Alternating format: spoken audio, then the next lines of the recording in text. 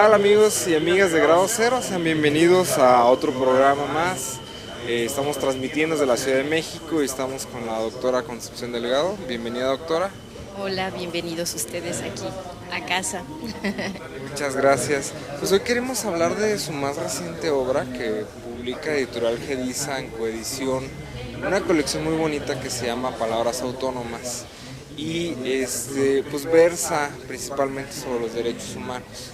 Ahora bien, en primera instancia yo quisiera que pudiésemos definir cuál es la concepción de derechos humanos en la cual la obra se está moviendo, ¿no? Porque creo que habría que definir conceptualmente qué es lo que entendemos para poder así iniciar un diálogo. Exactamente, pones la pregunta justa, ¿no? En el lugar adecuado. Pienso que en este libro particularmente la concepción de derechos humanos no atraviesa por la idea tradicional. Particularmente está referida a una idea que se constituye a partir de la acción política, no a partir de la acción institucional. En este sentido se está hablando de unos derechos humanos que están vinculados a la dignidad, pero no es la dignidad en la ley nada más, sino que es la dignidad a partir de la comunicación, de la acción, del juicio y de la participación del sujeto. No, esto cambia radicalmente la idea de los derechos humanos que tradicionalmente conocemos. Pienso incluso que eso es parte de la innovación de mi trabajo, porque implica poner en cuestión lo que yo estoy criticando en el texto fundamentalmente es la idea de que derechos humanos se constituyen en el ámbito institucional, legal, y entonces deja fuera las voces de la gente que ha sido lastimada en sus derechos. Lo que yo estoy tratando de rastrear y demostrar es que los derechos humanos tienen que ver con la acción política de la persona, con la dignidad de la persona en ese sentido. Muy bien, usted nos da a entender que los derechos humanos descansan o se fundamentan en la dignidad. Sin embargo, una pregunta. Entiendo que la concepción que usted trabaja es mucho basada en las propuestas de Hannah Arendt. ¿Hay alguna connotación específica o particular que haya dicho Hannah Arendt en torno a la dignidad? Sí, por supuesto. Aquí me gustaría como hacer un vínculo con la idea de la ciudadanía moderna tradicional. La crítica que va a hacer Arendt es que en el transcurso de la Primera y Segunda Guerra Mundial, lo que sucedió con los derechos humanos es que como estaban anclados a la idea institucional de la ciudadanía, ella decía, ¿y qué sucede con la gente que pierde su ciudadanía? ¿Qué sucede con la gente que deviene en refugiado, asilado? ¿O qué sucede, por ejemplo, con la Alemania nazi, donde los judíos son expulsados de su ciudadanía, de su país, de su estado? Y entonces, al estar vinculada la ciudadanía al ejercicio de los derechos humanos, esta persona quedó abandonada a la nada. No había ningún Estado-nación que se hiciera responsable de esas personas. A partir de esa crítica yo empiezo a trabajar y digo, hoy sucede exactamente lo mismo. Con la inmigración, con los refugiados, asilados, sucede exactamente lo mismo. Entonces, un poco lo que yo me pregunto es, ¿cuál sería el mecanismo desde esa perspectiva crítica de Arendt para pensar la inclusión de los derechos humanos? Y para eso justamente trabajo el diálogo con Sheila Ben-Habib. Sheila Ben-Habib lo que hace es retomar este diagnóstico y plantear una idea de ciudadanía cosmopolita que está más vinculado a establecer un vínculo dual entre lo que es la comunidad de derechos y legitimaciones y la comunidad de necesidades y solidaridades. ¿Qué significa esto?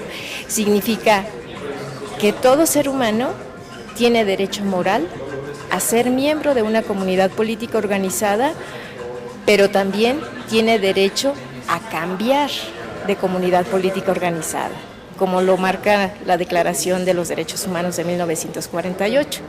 Entonces, claro, los estados que establecen relaciones vinculantes dicen, la soberanía de mi estado lo impide y entonces yo pongo las reglas. Sin embargo, hay experiencias que muestran movimientos sociales globales que muestran que están logrando acceder a los derechos humanos por la vía de la acción política y establecen, digamos, una relación entre los derechos humanos o sus derechos ciudadanos en el estado originario y los organismos internacionales.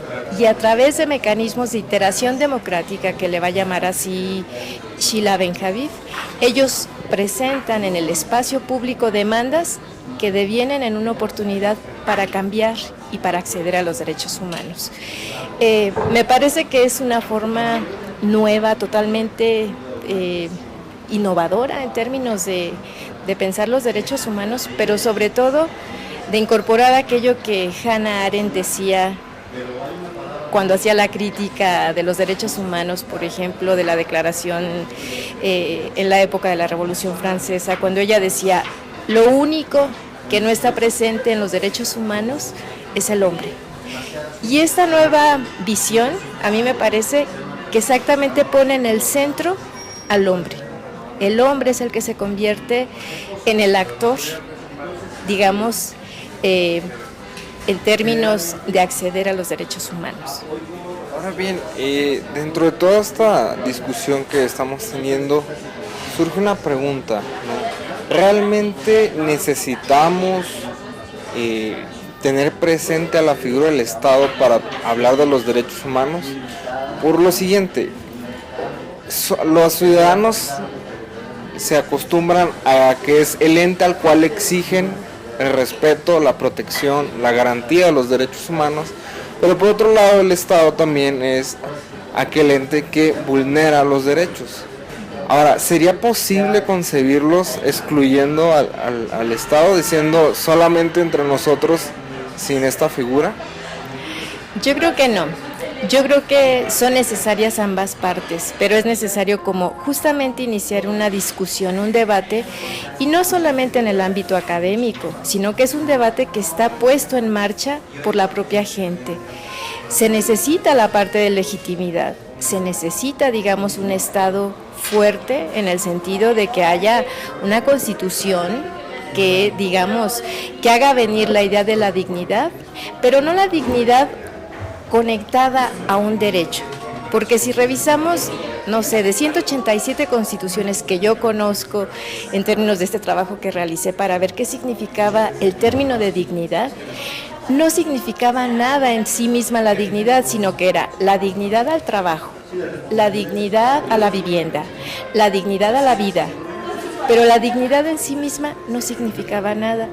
Eso me cuestionó a mí en términos de pensar, bueno, el Estado necesita poner, digamos, instrumentar los mecanismos legales legítimos para que los derechos existan y que uno pueda acceder a ellos. Pero también me queda claro que en la nueva era global los derechos no están ahí dados de arriba a abajo y uno tiene que esperarlos, sino que el ciudadano tiene que demandarlo. O sea, tiene que exigir los derechos humanos.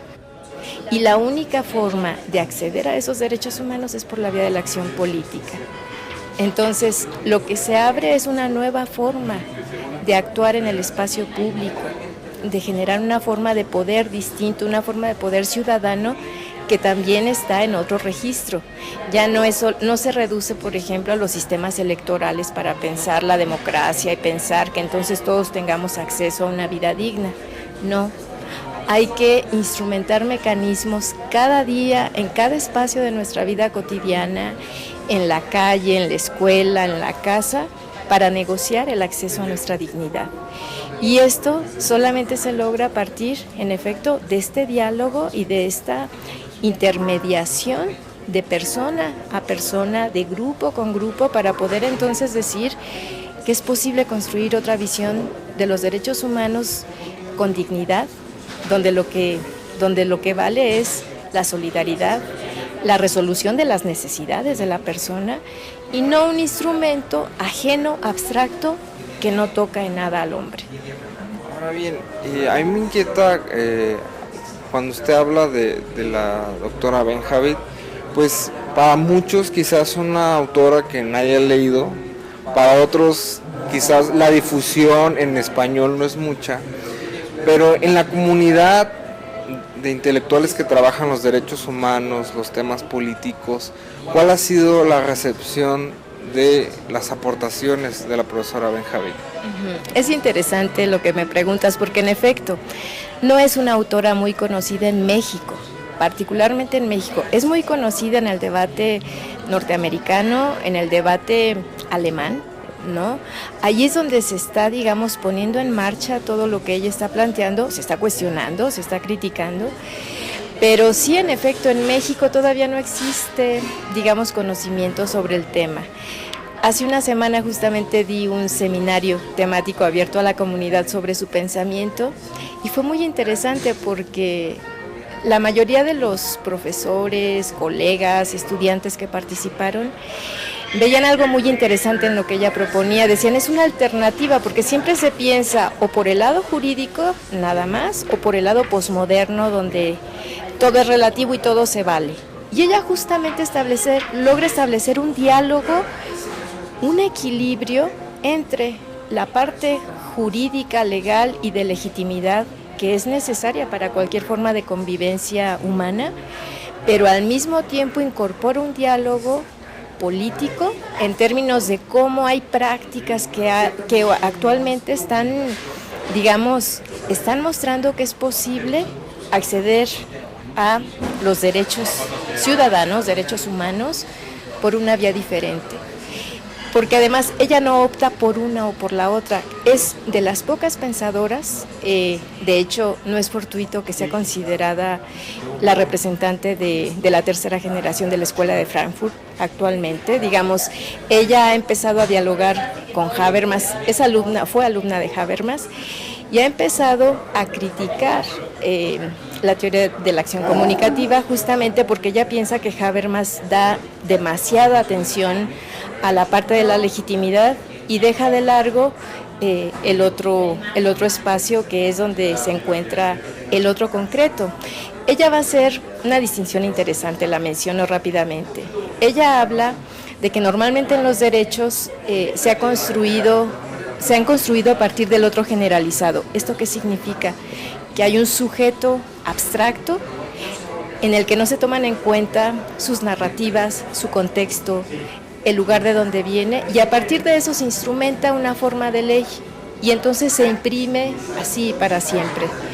Y ella dice que hay otra parte que hay que tomar en consideración, que es el otro concreto, que es justamente esa parte la que nos permite reconocer la diferencia cultural, étnica, de género, en fin. Y entonces ella hace dialogar estas dos partes en su idea de ciudadanía cosmopolita, que más bien ella piensa en la membresía cosmopolita más que ciudadanía, ¿no? O sea, ya está en un registro distinto, que yo siento que vale la pena pues conocerla, porque nos da la posibilidad de pensar la democracia en otro sentido, el tema de la migración, el tema en general del movimiento mundial, ¿no? El tema de las organizaciones políticas, de las instituciones, el tema del Estado. ¿Cuál tendría que ser el papel del Estado hoy? Ella no lo desecha, ella no dice, bueno, las instituciones ya no sirven para nada y entonces a otra cosa, sino que establece un diálogo. Y esta es mi idea exactamente de los derechos humanos. No se trata de despreciar lo que ya tenemos, sino de incorporar otra mirada también a esa forma de pensar los derechos humanos. Ahora que mencionaba que había que hacer una distinción entre ciudadanía y membresía, ¿no? Como que la palabra ciudadanía va muy ligada a un pensamiento muy nacionalista, ¿no? A la idea de nación, que tú perteneces a una comunidad política en específico, que es la que te brinda derechos, la que te brinda servicios, pero como decíamos al principio, ¿no? ¿Qué pasa cuando pierdes la nacionalidad, ¿no? En el caso de la Segunda Guerra Mundial, por disolución de países o por algunos supuestos jurídicos donde la persona queda apátrida, ¿no? Pues ¿dónde quedan esos derechos? A mí me parece que el concepto de membresía va muy bien, ¿no? Con esta situación, y pues logra resolver un problema que se gestó el siglo pasado. Exacto. Cuando ella habla de membresía, ella parte del principio del derecho a tener derechos de Arendt. Y entonces ella dice el derecho a tener derechos implica dos cosas. Primero, implica el derecho moral a acceder a una comunidad organizada como miembro. O sea, yo podría llegar a cualquier estado y solicitar ser miembro de esa comunidad. Moralmente, cuando ella habla de moralidad, se refiere a que simplemente por ser seres humanos tendríamos que ser aceptados, ¿no? Es un imperativo categórico kantiano, ¿no? Y la segunda es que ese miembro que es aceptado tendría que actuar dentro de la comunidad. No basta con que te acepten, que es un poco la idea, por ejemplo, de un migrante que aceptan darle su residencia, pero que simplemente tiene ciertos derechos muy limitados y que nunca deja de ser un invitado de honor, pero un invitado, ¿no? Entonces ella dice, la otra parte de este derecho a tener derechos la constituye el ejercicio de su membresía. Y entonces a partir de esos dos momentos, digamos, ella es que constituye la idea de ser miembro. Y eso no significa que tenga que haber un Estado ahora cosmopolita y toda una sociedad civil cosmopolita. No, eso es una ilusión, ella misma lo dice, sería una utopía, es más, no es una utopía, es irrealizable, sino que se trata de pensar el contexto en el que hay estados-nación soberanos, que siguen siendo soberanos y que mucha gente dice que están más débiles hoy que nunca, pero yo creo que están más fuertes en el sentido, sí, de proteger los derechos, los valores del mercado y no los valores de las personas, ¿no? Pero es un Estado que está ahí y que está actuando, entonces lo que hay que hacer es establecer un mecanismo en el que sea accesible para todos, pero claro, no va a ser accesible, como dice ella, a partir de esperar el estado de bienestar que llegue y nos resuelva la vida. Por fortuna o lamentablemente, no lo sé, el proceso es actuar políticamente, actuar juntos, para entonces lograr modificar y establecer este cambio en términos de membresía política. Muy bien. Aquí tengo una inquietud en torno a los problemas actuales que se generan en el discurso de los derechos humanos. Un lado, por ejemplo, vemos que en México hay una lucha por pueblos y comunidades indígenas, ¿no?, que no se identifican con los conceptos que algunos de los que hablamos, ¿no?, que alegan que quieren tener su propio derecho, su propia regulación, problemas internacionales, ¿no? Pues quizás se pueda gestar nuevas guerras, ¿no? Entonces, todo este contexto actual, ¿cómo podemos afrontarlo a través de la propuesta que usted hace en el libro? Yo creo que fundamentalmente está en el reconocimiento de la comunidad de necesidades y solidaridad a la que me refería al principio. Porque en la medida en que uno reconoce la diferencia, y reconocer la diferencia no es solamente retórica, sino que es en términos de la convivencia. Y esa convivencia requiere mecanismos distintos. Y pongo un ejemplo.